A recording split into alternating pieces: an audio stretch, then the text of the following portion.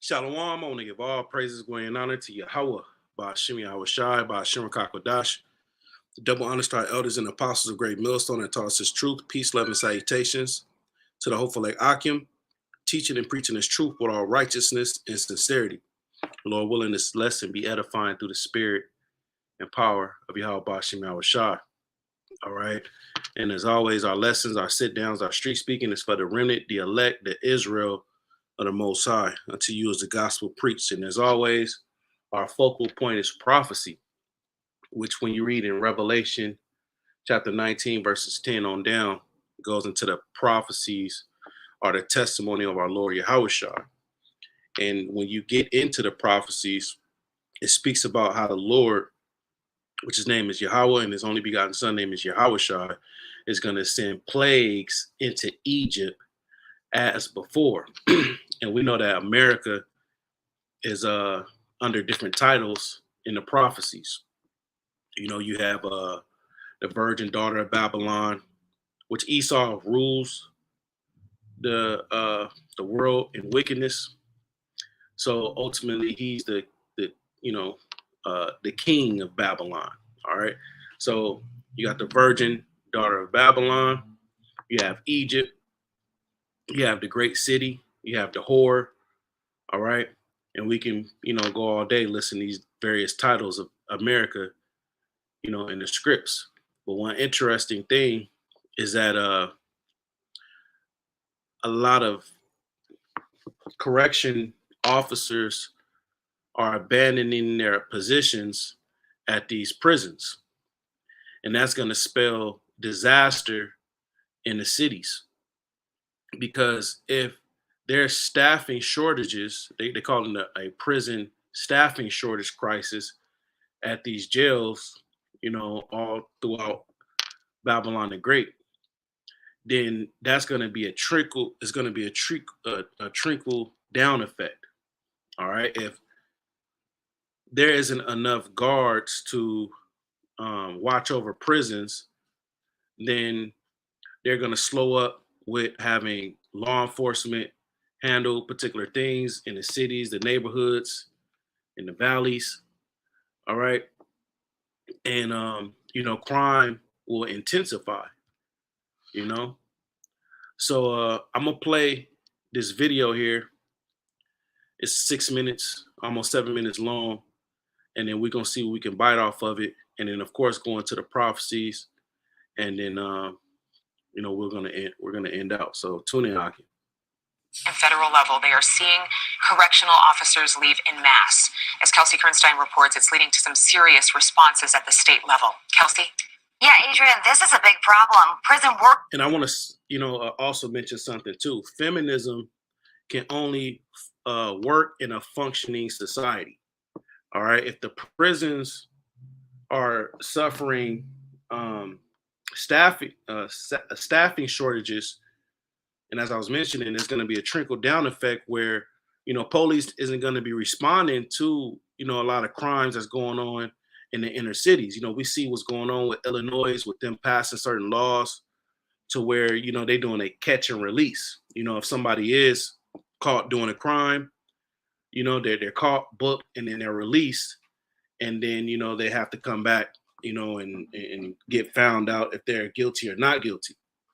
So, there's going to be a lot of situations happening in these cities that's going to majorly affect women. All right. And women is going to suffer a reproach. And they're going to be wanting shelter and protection. But let's keep going. Workforce across the nation is down nearly 20%. These employees gone, they're just gone in the last 2 years. The staffing shortage threatens officers, inmates, and the public safety. In fact, it has gotten so bad, a union that represents a federal prison in upstate New York is now notifying the community with a posted highway sign. Take a look here. The sign reading, the prison is dangerously understaffed, and then asking the community if it feels safe. Union leaders say they don't want to scare the public, but just draw attention to their lack of staffing. And then another interesting thing to add too is that you have a lot of these different, crises. You got the work burnout crisis, you got the cost of living crisis, you have the debt and financial crisis, You have the goods and service crisis. This is all going to aid into the downfall of the society. You know, all these different things is just going to crumble this place. And then the behavior, the mindset, the actions, the attitudes of the people is going to change drastically. And you should already be seeing that. You know, you should already be seeing the morale of people is changing. You know, so add a famine to that, you know, which is a lack of bread and water. Add more diseases, you know, add these police and these officers losing their damn mind when they pulling people over that's not cooperating and that they're just blowing these people away. You know, you got a lot of people on drugs, alcohol abuse, you know, all types of, you know, things happening. So this is going to be a very dangerous time. The scriptures call it Jacob's trouble. Tune in. And in Florida, Governor Ron DeSantis has now ordered the state's National Guard to address the staffing crisis in that state. And That's the order out of chaos. So they're going to see that, all right, the prisons, they're experiencing staffing shortages. The police officers are suffering work burnout. They're quitting. The sheriffs are quitting. So now we need to start militarizing the cities. They're going to start sending in the National Guard. It's going to be army and military presence in your cities to assist and train Florida's correctional officers. This comes after DeSantis even increased jail workers' pay by 16% starting back in January. And although a jail volunteer tells me that the morale is actually up because of those higher wages, they are still not making enough money. Right, because the cost of living is constantly increasing. All right.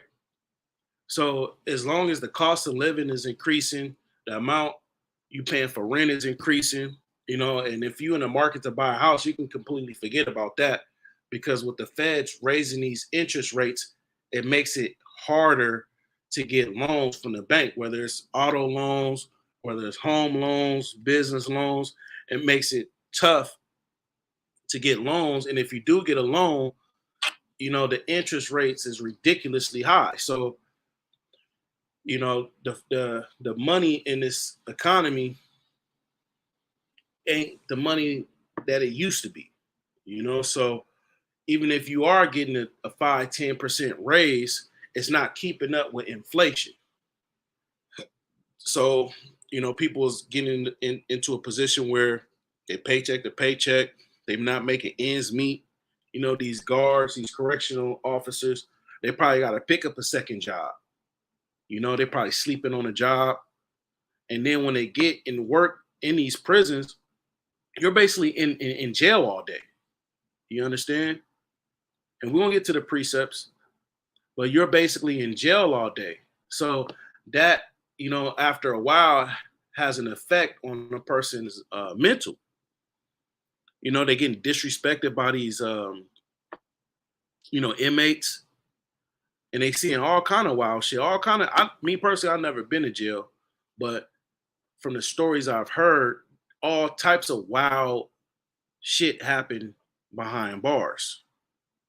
So how much do correctional officers make? I dug into this, as low pay is a common reason behind the staffing shortage.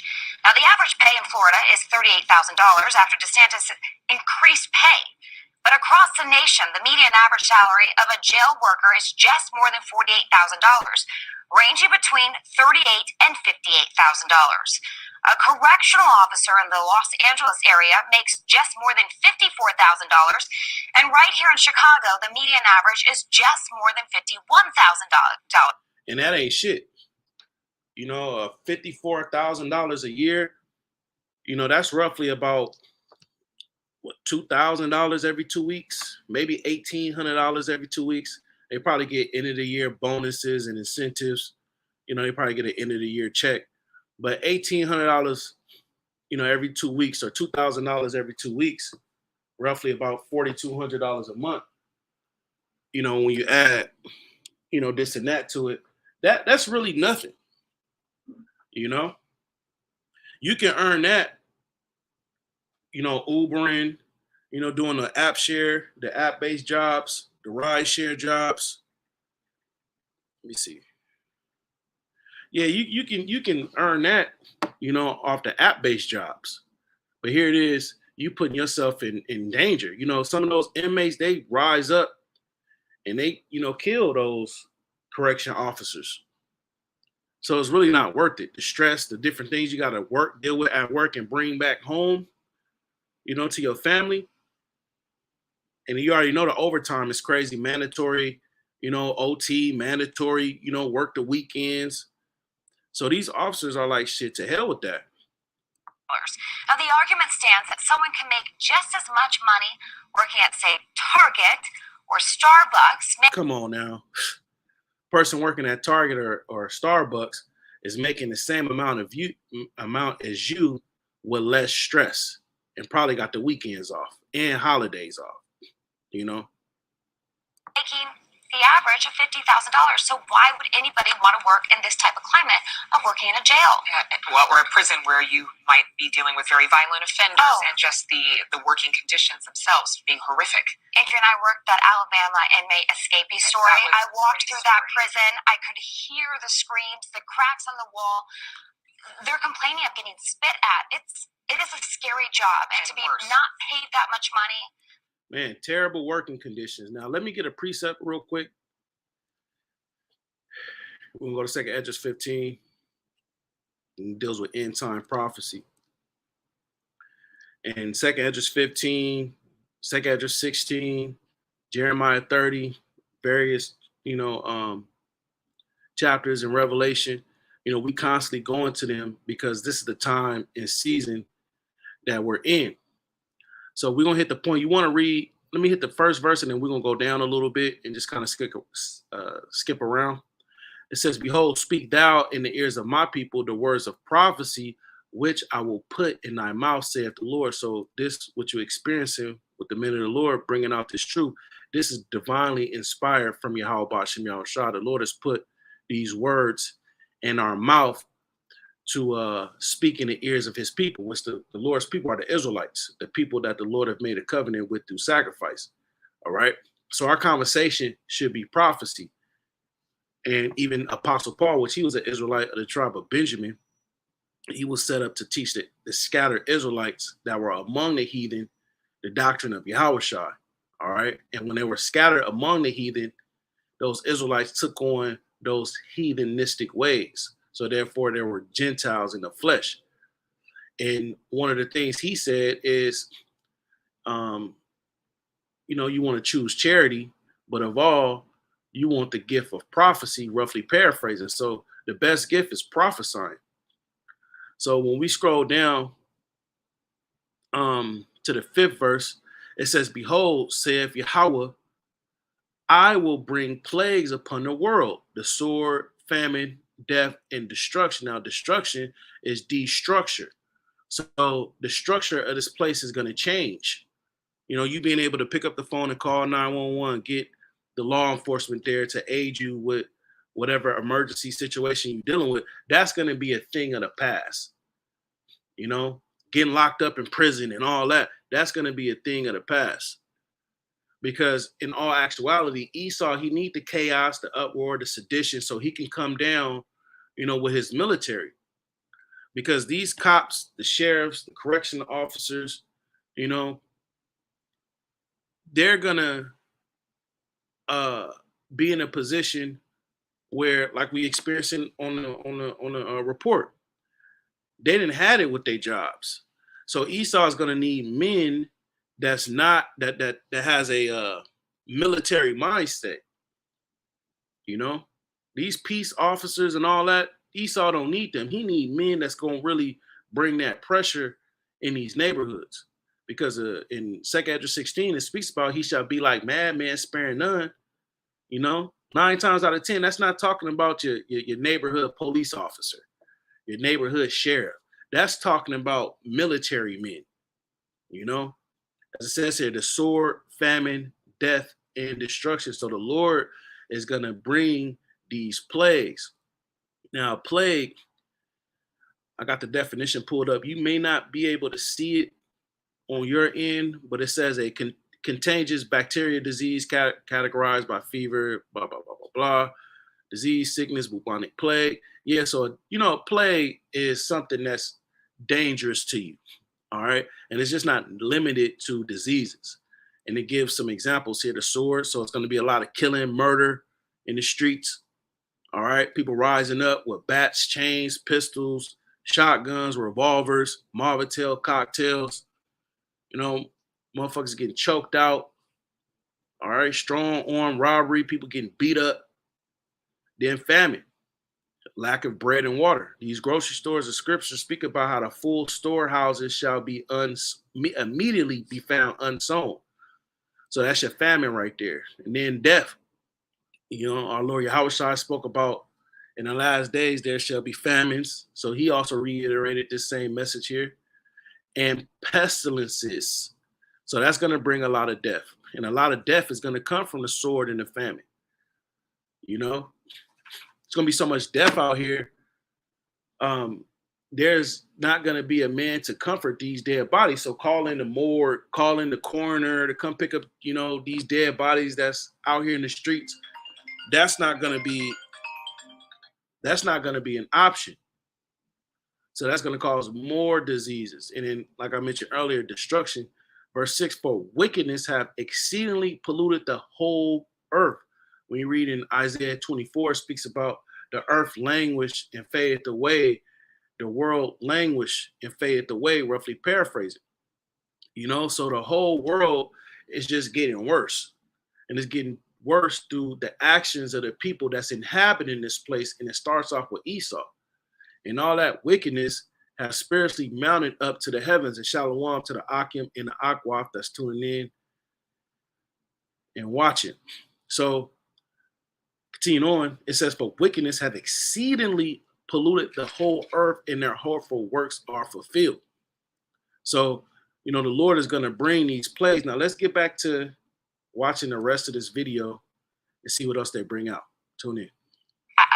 I don't point. Why would anybody want to do it? Yeah, it's an important story. Rather go work at Target. Yeah, exactly. And you might be dealing with disgruntled customers, but nothing like what you see in a prison. Thank you, Kelsey. So many good points here. We want to talk a little bit more about this with Shane Fawzy, president of the National Council of Prisons. Thank you for joining us. I know you lead the union representing thousands of bargaining unit employees at more than 100 prisons in 36 states. And also congratulations for being Correctional Officer of the Year back in 2000.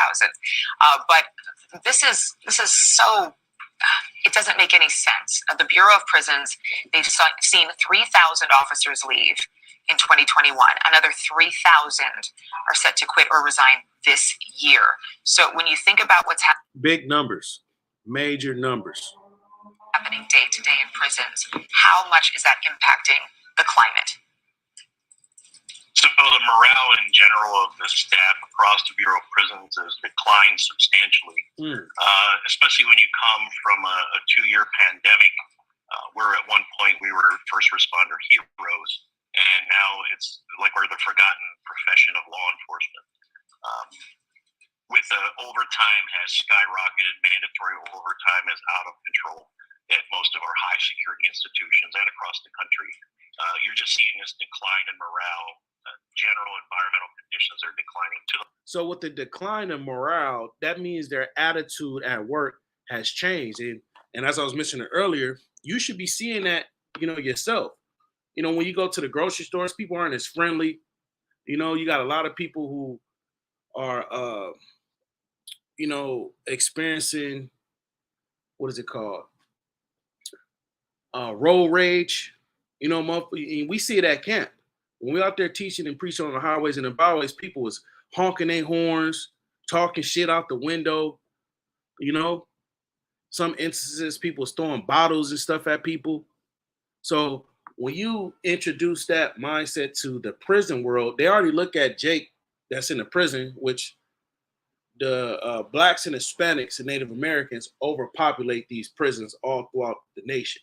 Now, you do have some other nations there, but they don't overwhelmingly impact the prisons like Blacks, Hispanics, and Native Americans do. These Edomites that work in these prisons, the respect that they have for Jake is not there at all. So when there is an uprising or a jail fight or a prison riot, man, these officers, they're gonna release all that anger and frustration from forced overtime, from dealing with the inflation, dealing with situations at home with the family and the kids. All right, so on and so forth. They're gonna be taking all that frustration out on these Israelites men, which is judgment at the end of the day. But that just all plays in a part with the morale of these officers working in these prisons. And then add on, they're not even getting paid that much. The point, as you pointed out, we lost 10% of our workforce last year. We're on course to lose another 10% this year, mostly to retirements. But our staff are just exhausted. And exhausted, fatigued, working overtime. In terms of how many officers are there and just kind of going through the motions, I would think that that's going to make people less vigilant, less attentive to the criminals who they're watching. That's absolutely correct. It's human behavior. When you're tired, you're fatigued. We're studying really the long-term health effects of these horrific working conditions that our officers and employees are subjected to. But more importantly is you're just not on edge. And when you're not paying attention in a federal prison or supervising correctly, bad things happen. And as the staffing numbers have declined over the last decade, we've seen an exponential increase in contraband, prison violence, both offender on offender and offenders towards staff. See, a recipe for disaster. Now, he brought out, some points. Now, if correction officers are experiencing this in jail, in the prisons, right? What do you think these regular police officers and these sheriffs that's, patrolling, the neighborhoods, what do you think they're going through? Like I said, it's going to be more, crime, sedition, lawlessness, Some of these police officers are gonna be like, "Look, I'm so burnt out from working, man. I'm not even arresting nobody today. Somebody called me to do a patrol. I'm gonna just drive by and keep it pushing and say I didn't see nothing." I don't want to be the next police officer blasted all over the news because somebody pulled a gun out and I had to kill him. So Esau, he's gonna be pushing in the National Guard to the military to take place of these police agencies and these sheriffs, man. It's just a really bad recipe. How many correctional officers does CPL currently represent, and how many would you say are needed to adequately staff the average-sized prison? So our bargaining unit is approximately 30,000 employees across the Federal Bureau of Prisons. Currently, the Bureau has about 35,000 employees on board. But if you look at the numbers prior to the draconian staffing cuts of 2016, 2017, we should be sitting right around 48,000 employees. So you can see it's 8,000 positions, and the conditions are deteriorating to the point of where we need immediate intervention. Florida Governor Ron DeSantis has actually deployed the National Guard to offset the shortage in his state. Do you think more states should do that? I don't know if that's a pretty extreme measure. I think it was appropriate in the state of Florida, and I commend the governor for making such a hard decision. But I think if we plan ahead and we pay our correctional officers what they're worth, they're endangering their lives every day they go to work. And if you pay them correctly, people want a secure long-term career. That's what they're striving for. This has been a great profession. I've been here for 30 years. Now, they did the cross comparison of what a correctional officer makes and what a target employee makes. So you see $19 an hour. This is entry level position, I would imagine. They get a $400 uniform allowance, sick leave, health and retirement package, right? Which is pretty basic. All right. $19, that ain't shit. Now, the starting salary for an employee at Target is $15 to $24. So if you got, experience working in the retail market, you may come in, making $20, $21. That's already higher than what a correction officer makes. Backup daycare, all right? Pet sitters. Look at these benefits. free access to trained clinicals to employees and their family members, a time off plan. So you really don't see that language over here. So it looks like it's more beneficial for a person to work at Target than it is at a correctional facility or a prison. You know what I mean? So it's just a spit in the face at these correctional officers. So, like I said, the morale, the attitude that these correctional officers have in these prisons is going to get worse. Like I said, it's going to be a trickle down effect to the streets. And I love what I do. And I think, the dedicated, loyal, hardworking law enforcement officers we have in the Bureau, they want to do a good job. But if you're paying $5, $10 an hour to work in a pretty, basically safe profession, even at a grocery store, I think that's just economics that you can't deny your family. You know what, Shane? Yeah, and he's right. All right. And hey, who's to say that, these correctional officers that suffering all this burnout and all this, different things at the workforce, they may say, you know what? This job don't give a damn about us. Look, we finna let these prisoners go. And that, that can really spell all type of madness happening in the cities. Now, let's get some more prophecies. We'll go to Zephaniah, the first chapter. It goes into the dark day of the Lord, but it says something here that I want to basically shine a light on. This is Zephaniah chapter 14.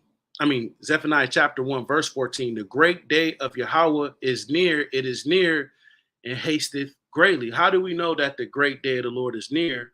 Well, when you measure the time diligently in itself, and you make what's going on in the world to the prophecies, in Revelation 14 and 9, the day of the Lord is synonymous with the MOTB being pushed. This is Revelation 14 and 9, and it's entitled Doom for the Worshipers of the Beast. The Beast is talking about this system that's ruled by Esau. And the third angel followed them, saying with a loud voice, if any man worship the beast in his image and receive his mark in his forehead or in his hand, the same shall drink of the wine of the wrath of the Most High, which is poured out without mixture into the cup of his indignation. So it's very potent, and indignation is righteous anger. And he shall be tormented with fire and brimstone in the presence of the holy angels and in the presence of the Lamb. So the day of the Lord is synonymous with these people that's worshiping this system and taking the M to the A to the R to the K. So that's how we know that the day of the Lord is hastening greatly. All right. The MOTB infrastructure is already here. Esau just got to press the button. All right. The digital currency, all right, infrastructure is already here. So back in Zephaniah 1 and 14, the great day of Yahweh is near. It is near and hasteth greatly. Even the voice of the day of the Lord, which are the prophets. All right, Hosea 12 and 10, I have spoken by the prophets. I have multiplied visions and used similitudes by the ministry of the prophets. So the voice of the Lord is the prophets. The prophets is heralding the coming of our Lord Yahweh, and we bringing out the different things that's going to be happening leading up to his coming. The mighty men shall cry there bitterly. It's talking about the army of these heathens. They're going to cry bitterly because they're not going to have any technology that can help them fight against the wrath of the Lamb. You got to remember them aircrafts, the militarized aircraft, Satan and his angels, they got to go and refill after a while from flying. Their power is flesh and not spirit, like it's saying Isaiah, I want to say the 30th chapter. So the army is going to cry bitterly. It says that day is a day of wrath, a day of trouble and distress, a day of wasteness and desolation. When we read Isaiah the 54th chapter, the Lord said he have created a waster to destroy, which is the ICBM missiles. Because by it will bring that thermonuclear destruction and turn Babylon the Great, which is America, into a lake of fire. That's what it's going to look like from an aerial point of view. A day of darkness and gloominess, a day of clouds and thick darkness, because those ICBM missiles, once they hit ground zero, they're going to produce what is called a mushroom cloud. All right, it's going to cause the darkness and the thick darkness and the gloominess. It says a day of trumpet and alarm against the fenced cities and against the high towers. America is that high tower. This is that elevated place that all nations desire to flock to. All right, this nation towers over all the other countries and kingdoms of the world. This is a high tower. It says, and I will bring distress upon men. And part of that distress leading up to the day of the Lord is things that we see here. You know, these correctional officers, quitting their jobs. They're experiencing a staffing crisis. Then that's going to trickle down to the police and the sheriffs. They may have to work more overtime. They may say, you know what, fuck this, man. I'm tired of working. I didn't work 30 days straight. I'm suffering worker burnout. Imagine a police officer doing all this overtime, busting his ass, and then come home to his wife being a damn hoe. His children is rebellious, wicked. His wife on TikTok and Snapchat and Instagram all day. She's saying stuff like, look, you've been working so much and I need attention. Man, these dudes is going to lose it. Because rebellion is at an all-time high. We read it in 2 Esdras 15. But wickedness have exceedingly polluted the whole earth. So that whole rebellious woman attitude, that's all over the place. Edomite women doing that, too. As it says here in Zephaniah chapter 1, verse 17, I will bring distress upon men and that they shall walk like blind men. When the Lord bring that pressure, these people ain't gonna know what's going on. Isaiah 24, there shall be a cry for wine in the street. Why? Because they're blind. They don't know what the hell is going on. They didn't hearken into the messages of the prophets. Then it's going to be a famine of the word, Amos 8 and 11.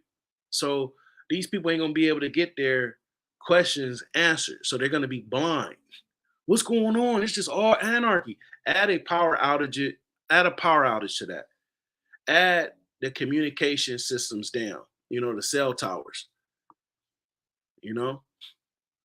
Men is going to be asked out, but what about women and children? They're going to be in a whole worst case scenario because they have sinned against Yahweh. We read that in 2 Esdras 15. Wickedness have exceedingly polluted the earth. It says, and their blood shall be poured out as dust, and their flesh as a dung. So it's going to be dead bodies plopped out all over the place. And as I was mentioning earlier, through the Spirit, you're not going to be able to call the coroner. You're not going to be able to call emergency services, 911. Oh, grandma died. She died in the upstairs room in the back. She been dead 2 days. We need somebody to come over here to come get her. It's going to be uproars, chaos, sedition, people fighting each other, looking for food, all kind of rebellion, straight murder. All right, and these bodies are going to be laid out all over the place. You're not going to be able to call the police. So these dead people, they're going to be like, as it says here, their blood shall be poured out as dust. Dust is all over the place. It's going to be dead bodies and all kind of, tucked off, ducked off. People brains blown out, in a car, people taking their lives, people jumping out of buildings. We already see that now. It was a CEO of,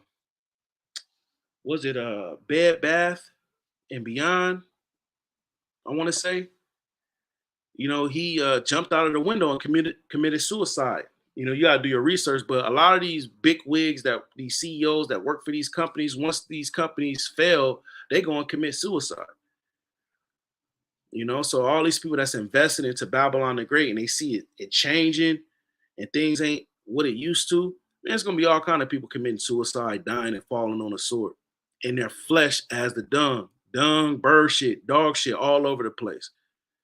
And as I was mentioning earlier, that's going to cause a lot of diseases in itself. Neither their silver nor their gold shall be able to deliver them in the day of Yahweh's wrath. So if you have silver and gold, right, that's not going to deliver you out of any situation that you're faced with, because at the end of the day, this is the judgment of Yahweh Ba'ashem Yahushua. The only thing that can deliver you out of destruction is righteousness. what you have done, all right, to I'm trying to find this precept. What have you done for the Lord, man? Scripture speak about having, particular works towards the Lord. I want to say it's Proverbs 29.